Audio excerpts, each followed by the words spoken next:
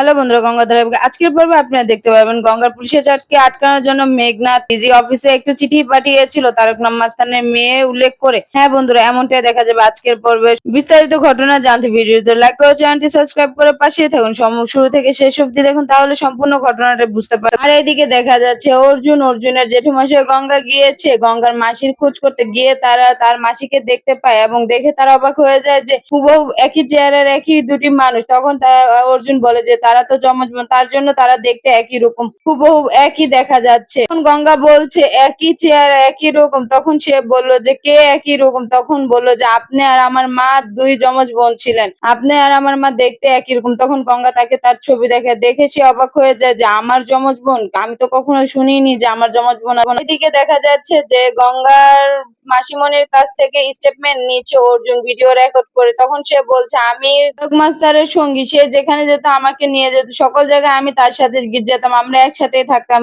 আমার আর তারক মাস্তানের একমাত্র মেয়ে হচ্ছে ঝিমলে, আমার মেয়ে এটা। তখন তার জেঠুমশাই বললো আমি এখানে আছি, আমার সাক্ষীটা নাও। তখন তার জেঠু সাক্ষী নিল অর্জুন। সে বললো সমস্ত ঘটনার একমাত্র সাক্ষী হচ্ছে আমি, আর আমি ছাড়া এখানে আর কেউ নেই। তখন এটা ডিজি অফিসে পাঠিয়ে দেয় অর্জুন এবং তার স্যার দেখে তার সহকর্মীকে ডাকে যে দেখে যাও, এখানে আসো। তখন সে আসে, বলে যে জি স্যার বলুন কি হয়েছে। তখন সে বলে যে আমরা গঙ্গার পুলিশ অফিসারের চাকরিটা কেন ক্যান্সেল করেছেন। তখন সে বললো যে আমরা ব্যাকগ্রাউন্ড ঘেটে পেয়েছিলাম সে তারক মাস্তানের মেয়ে। তখন বললো এই নাও দেখো, এটা দেখলেই ক্লিয়ার হয়ে যাবে গঙ্গা তারক মাস্তানের মেয়ে না। তারক মাস্তানের রক্ষিতাই বয়ান দিচ্ছে যে গঙ্গা তারক মাস্তানের মেয়ে না, এটা হচ্ছে তারক মাস্তানের বউ। আর তার পাশে যে মেয়েটা, এটা হচ্ছে তারক মাস্তানের মেয়ে। এটা দেখে তো পুরো অবাক হয়ে যায় পুলিশ অফিসারটা। তখন সে বলে যে আমাদের আরেকটু যাচাই বাছাই করা দরকার ছিল, চিঠিটা পাওয়ার সাথে সাথে কোনো পদক্ষেপ নেওয়া উচিত ছিল না। তখন তার জেঠুমশাই বয়ান দিল এবং সেই বয়ানটিও সে শুনলো। শুনে বলে স্যার আমাদের ভুল হয়ে গেছে, এখন আমরা সম্পূর্ণটা ঠিক করে নেবো। তার পুলিশের চাকরির জন্য আমরা আবার নতুন করে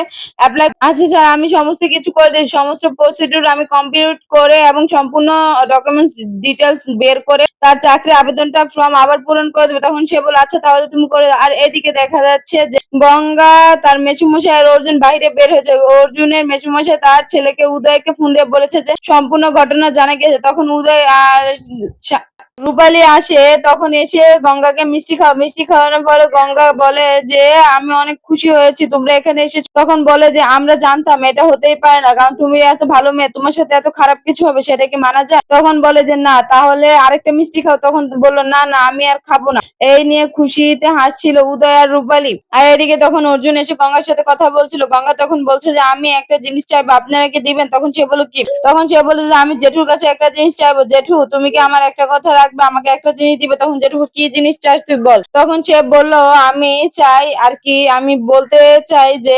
মাসিমণি তো অসুস্থ, আমি তো জন্মসূত্রে তাকে পাইনি, কিন্তু আমার মা জন্মসূত্রে তো সে এখন আমার মাসি হয় তাই না? সে অনেক অসুস্থ, তুমি তো দেখলে এই বাড়িতে থাকার কোনো অবস্থা নেই, পরিবেশ নেই, এখানে থাকলে আরো অসুস্থ হয়ে যাবে। এইসব কথা দূর থেকে শুনছিল তার মাসির মেয়ে, মনে মনে খুশি হচ্ছিল সে। তখন অর্জুনকেও সে বলে যে আপনি একটু জেঠুমশাইকে বলুন, যদি উনি রাজি হয় তাহলে আমি আমি আমার মাসিকে আর তার মেয়েকে নিয়ে যাব, নিয়ে তার চিকিৎসা করবো। সে অনেক অসুস্থ, এখানে থাকলে সে কখনো সুস্থ হবে না, কারণ এই পরিবেশটা ভালো নয়। ওখানে ভালো পরিবেশে থাকলে ভালো সুস্থ চিকিৎসা করলে তাড়াতাড়ি সুস্থ হয়ে যাবে, আর আমার মায়ের সাথেও দেখা হয়ে যাবে, তারা দুই বোন একসাথে হতে পারবে। এইসব কথা গঙ্গা অর্জুনকে বলতে থাকে। তখন অর্জুন বলে যে জেঠুমশাই যদি রাজি হয় তাহলে নিতে পারবে। তখন এইসব কথা শুনছিল, এইসব কথা শুনে সে খুশি হয়ে যায় এবং তার জেঠুমশাই অনুমতি, আচ্ছা তাহলে নিয়ে চল, আমি অনুমতি দিলাম, আর তো কারো অনুমতি লাগবে না। সে বললো যে আমি অনেক খুশি হয়েছি জেঠুমশাই, আপনি আমাকে অনুমতি দিয়েছেন। তখন অর্জুন অবাক হয়ে যায় যে কিভাবে জেঠুমশাই অনুমতি দিল।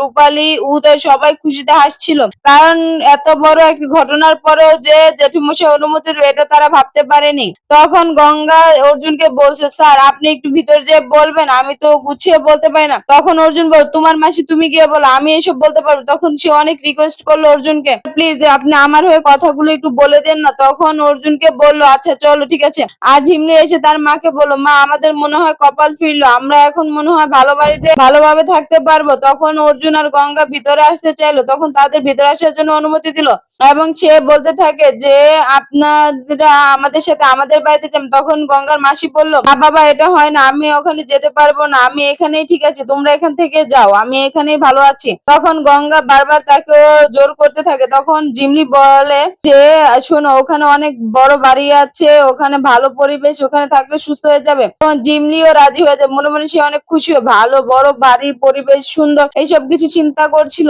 তখন জিমলিকে গঙ্গা বলল যে তুমি তোমার মাকে রাজি করো, কারণ মারা প্রথমে রাজি হয় না, পরে যখন মেয়েরা জোর করে তখন ঠিকই রাজি হয়। এইসব কথা বলতে থাকে গঙ্গা। অর্জুন এইসব কথা শুনে হা হয়ে তাকিয়ে গঙ্গাকে দেখছো, কারণ গঙ্গার মুখে এইসব কথা শুনে সে অবাক হয়ে, গঙ্গা যে এরকম কথা বলতে পারে সেটা অর্জুন কখনোই ভাবেনি। অর্জুন দূরে দাঁড়িয়ে ভাবছে যে গঙ্গা কত তাড়াতাড়ি মানুষদের আপন করে নেয়, কত তাড়াতাড়ি মানুষের কাছে এসে যায়, এই সব কিছু ভাবতে থাকে অর্জুন। আর ঠিক ওই সময় ঝিমলি তার মাকে বুঝে থেকে, মা তুমি রাজি হয়ে যাও, আমরা এখান থেকে ভালো একটা বাড়িতে গিয়ে ভালো একটা পরিবেশ থাকলে তুমিও সুস্থ হয়ে যাবে, ভালোভাবে আমরা থাকতে পারবো, খেতে পারবো, এইসব কথা সে বলে তার মা। তখন তার মা রাজি হয়ে যায়। তখন অর্জুন বলে যে যে জামা কাপড় আছে তোমাদের ওগুলো তোমরা গুছিয়ে নাও। তখন তারা জামা কাপড় গুছিয়ে অর্জুনদের সাথে চলে আসে। তখন তার জেঠুমশাই বাড়িতে এসে বলে গিন্নি গিন্নি তুমি কোথায়? তখন তার বউ আসে এবং সে বলে যে কি হয়েছে বলো। বলার পর সে বলে যে আমরা তাদের নিয়েছি, তোমাদের তো সকল কিছু ফোন দিয়ে বলেছি। তখন বললো হ্যাঁ বলেছো। বাহিরের আউট হাউসের গেস্টটা কি রেডি হয়েছে? তখন সে বললো হ্যাঁ আউটের ঘরটা রেডি করা আছে, আর পিয়ালি সবকিছু নিজে জায়গায় গুছিয়ে এসেছে। তখন তারা আস্তে আস্তে বলল যে যদি ছোট শোনে তাহলে তো তুলকালাম বাজিয়ে দিবে। তখন অর্জুনের জেঠুমশাই বললো যা হবার হবে, আমি দেখে নিবো, আমি কথা বলবো, আমি বুঝিয়ে বলবো। তখন পিয়ালি বলে ওরা কি বাহিরে আছে দাদা ভাই? তখন সে বললো হ্যাঁ আছে, তাহলে আমি যাই গিয়ে নিয়ে আসি। তখন বললো আচ্ছা যাও, গিয়ে তাদের আগিয়ে নিয়ে আসো। তখন পিয়ালি আর গঙ্গা তাদের দুজনকে ভিতর নিয়ে আসে। ও ঠিক ওই সময় সিঁড়ি থেকে নেমে আসে সিন্ধুজা। সিন্ধুজা এসে তার কথা শোনাতে থাকে অর্জুন আর জেঠুমশাইকে যে কি এমন কথা যে আমাকে বলবেন। তখন সিঞ্জুদা দেখতে পায় বাড়িতে হচ্ছে না দুইটা মানুষ, মানে তারক মাস্তানের বউ আর তারক মাস্তানের মেয়ে। তখন সে বললে এই মহিলা আমাদের বাসায় কেন? আমাদের বাড়িটা কি বস্তি বাড়ি যে সকলে এখানে এসে থাকবে? আমরা কি অনাথ আশ্রম দিয়েছি নাকি যে যেখান থেকে যখন পারে লোক আসবে এসে এখানে থাকবে? তখন তার ভাসুর বলে যে এত কথা কেন বলছো? এত কথা বলার তো কিছু হয়নি, তুমি এত কথা বলবো না, আমি ওদের এখানে আসতে বলছি, আমি ওদের থাকতে বলেছি, ওরা এখানেই থাকবে, তোমার তো এত কথা বলার কিছু হয়নি, কেন তুমি এত কথা বলছো?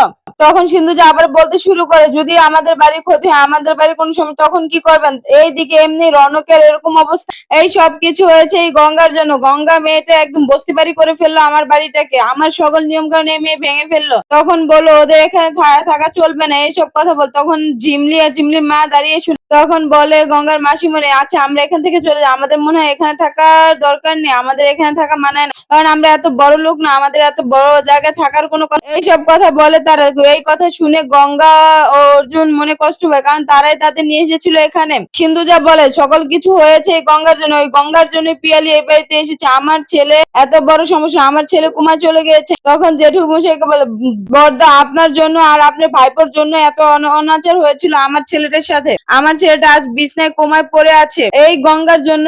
যত ভেজাল আসে আমাদের বাড়িতে, যত সমস্যা হয় আমাদের বাড়িতেই হয়, এই মেয়েটাই এই বাড়ির সকলের মাথা নষ্ট করে। এই মেয়ের কথায় সবাই এত কিছু করছেন, এই মেয়ে তো একটা অবাধ্য মেয়ে, এই মেয়ে যত বস্তির লোক আছে সব এই বাড়িতে নিয়ে আসছে, আমি এটা কখনোই মানবো না, এটা আমাদের পক্ষে মানা সম্ভব না। এসব কথা বলতে থাকে কিন্তু সিন্ধুরার কথা পাত্তা দিল না তার জেঠুমশাই, কারণ অর্জুনের জেঠুমশাই তাদের এখানে সে বললো আমি ওদের এখানে এনেছি, ওরা এখানেই থাকবে, তোমার সকল কথা শোনার মতন কথা আমার মধ্যে নেই, কারণ আমি যেটা বলবো এখন থেকে সেটাই তোমাদের শুনতে হবে, কারণ আমি এ বাড়ির মাথা, আমার উপরে এ বাড়ির কেউ নেই, তাহলে আমার কথাও তো তোমাদের একটু গুরুত্ব দেওয়া উচিত তাই না? আমার মান সম্মানের কথা চিন্তা করা উচিত। তখন সে রেগে গেল এবং বললো যে যা আপনাদের ইচ্ছা তাই করুন, যখন এই বাড়ির উপর বিপদ নিয়ে আসবে তখন বুঝবেন যে কেমন লাগে, এই মেয়েটা আপনাদের কোথায় নিয়ে ফেলবে। তখন সিন্ধুজা রাগে ওদিকে তাকায় থাকে গঙ্গার দিকে। গঙ্গা তখন চুপ করে দাঁড়িয়ে থাকে, কোনো শব্দ করতে পারে না। তখন তার মাসিমশাই বলে যে আমরা এখান থেকে চলে যাই। তখন অর্জুনের জেঠুমশাই না আপনি এখানেই থাকবেন বাইরে আউট হাউসে। তখন সিন্ধুজা তার দাদার কাছে হাত জোর করে বল দাদা এসব বাদ দিন এবং তাদের এখান থেকে যেতে বল, কারণ তারা হচ্ছে কুখ্যাত ক্রিমিনালের বউ, তারা আমাদের ক্ষতি করবে এটাই স্বাভাবিক। তখন অর্জুন এসে মা তুমি কেন এসব চিন্তা করছো, এসব কথা বাদ দাও না। তখন অর্জুনকে বলছে যে সবকিছু তোমার আর গঙ্গার জন্য হয়েছে, এই যত সমস্যা সব তোমার আর গঙ্গার জন্য হয়।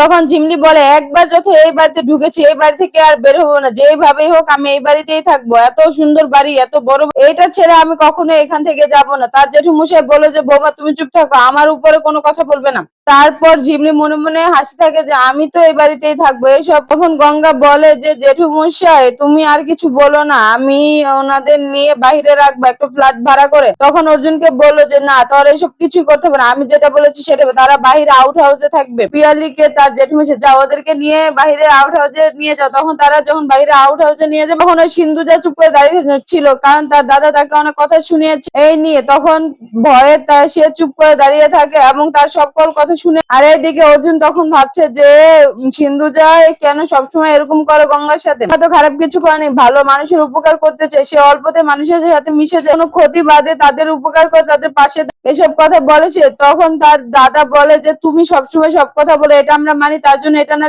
তোমার কথাই মেন কোনো সিদ্ধান্ত এ বাড়িতে চলবে না। আমি এই বাড়ির কর্তা, আমি সবার থেকে বড় এই বাড়িতে, আমার সিদ্ধান্ত এই বাড়িতে চলবে। তোমার সিদ্ধান্ত এতদিন আমরা শুনেছি তো এটাই ভালো, এখন আমার কথাও তোমাদের শুনতে হবে, আমার মান সম্মানের প্রশ্ন আছে, তোমাদের আমার কথা মেনে চলতে হবে। এইসব কথা বলে সিন্ধুজাকে তার ভাষণ। সিন্ধুজা সবগুলো কথা চুপচাপ শুনলো, কারণ তার আর কিছু বলার নেই। তার এর উপরে কথা বললে হয়তোবা কপালে দুঃখ আছে, এইসব কথাই সে ভাবে, আর কোনো কিছু বলার নেই। তখন অর্জুনের জেঠুমশাই বললো আমি যা বলেছি তাই হবে, তারা এখানেই থাকবে, এর বাইরে আর কোনো কথা হবে না, হবে পরে দেখা যাবে, সবাই এখান থেকে যাবে। এই বলে সকলে এখান থেকে চলে গেল। গঙ্গা আর অর্জুন ভাবছে যে জেঠুমশাই তাদের সাপোর্ট করছে বলে তার মাসিমা এখানে থাকতে পারে, আর সিন্ধুজা তার দাদার উপরে রাগ হয়েছে কেন সে এসব কথা বললো বাড়িতে অন্য মানুষের সামনে। ভিডিওটি ভালো লাগলে লাইক করে চ্যানেলটি সাবস্ক্রাইব করুন।